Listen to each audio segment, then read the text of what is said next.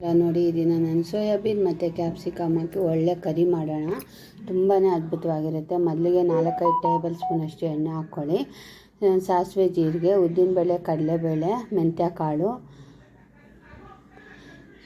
ಕಡಲೆ ಬೀಜ ಎಲ್ಲ ಒಂದೊಂದು ಸ್ಪೂನ್ ಹಾಕ್ಕೊಳ್ಳಿ. ಮತ್ತು ಸೋಯಾಬೀನ ಸ್ವಲ್ಪ ಕುಟ್ಟಿ ಪುಡಿ ಮಾಡಿಕೊಂಡು 1 ಹಿಡಿಯಷ್ಟು ಸೋಯಾಬೀನ ತೊಗೊಂಡಿದ್ದೀನಿ. ಅದನ್ನು ಸೇರಿಸ್ಕೊಂಡು ಹಸಿಮೆಣಸಿನ್ಕಾಯಿ, ಹಸಿ ಶುಂಠಿ ಮತ್ತು ಕರಿಬೇವು ಸೊಪ್ಪನ್ನ ಸಣ್ಣದಾಗಿ ಕಟ್ ಮಾಡಿಕೊಂಡು ಎಲ್ಲ ಚೆನ್ನಾಗಿ ಫ್ರೈ ಮಾಡ್ಕೊಳ್ಳಿ.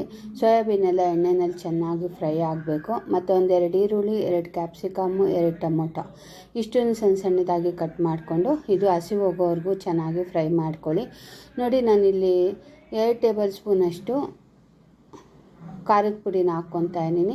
ಇದಕ್ಕೆ ಜೀರಿಗೆ, ಒಣಮೆಣಸಿನ್ಕಾಯಿ, ಧನಿಯಾ, ಮೆಂತ್ಯ ಕಾಳು ಇಷ್ಟನ್ನು ಹಾಕಿ ಫ್ರೈ ಮಾಡಿಕೊಂಡು ಪುಡಿ ಮಾಡ್ಕೊಂಡಿದ್ದೀನಿ. ಆ ಪುಡಿನ 1-2 ಟೇಬಲ್ ಸ್ಪೂನಷ್ಟು ಹಾಕ್ಕೊತಾ ಇದ್ದೀನಿ. ರುಚಿಗೆ ತಕ್ಕಷ್ಟು ಉಪ್ಪನ್ನು ಸೇರಿಸ್ಕೊಂಡು 5 ನಿಮಿಷ ಚೆನ್ನಾಗಿ ಬೇಯೋದಕ್ಕೆ ಬಿಡಿ. ಸೂಪರಾಗಿ ಕ್ಯಾಪ್ಸಿಕಮ್ ಸೋಯಾಬೀನ್ ಕರಿ ರೆಡಿ ಆಗುತ್ತೆ. ಇದು ಚಪಾತಿಗೆ, ಪೂರಿಗೆ, ಅನ್ನಕ್ಕೂ ತುಂಬಾ ಚೆನ್ನಾಗಿರುತ್ತೆ. ರೊಟ್ಟಿಗೂ ಸಹ ತಿನ್ಬೋದು. ನೋಡಿ, ಈ ಥರ ಡಿಫ್ರೆಂಟಾಗಿ ಮಾಡ್ಕೊಳ್ಳಿ. ಮನೆಯಲ್ಲೂ ಮಕ್ಕಳು ತುಂಬ ಇಷ್ಟಪಡ್ತಾರೆ. ನನ್ನ ಮಗನಿಗಂತೂ ತುಂಬಾ ಇಷ್ಟ ಆಯಿತು ಈ ಕರಿ.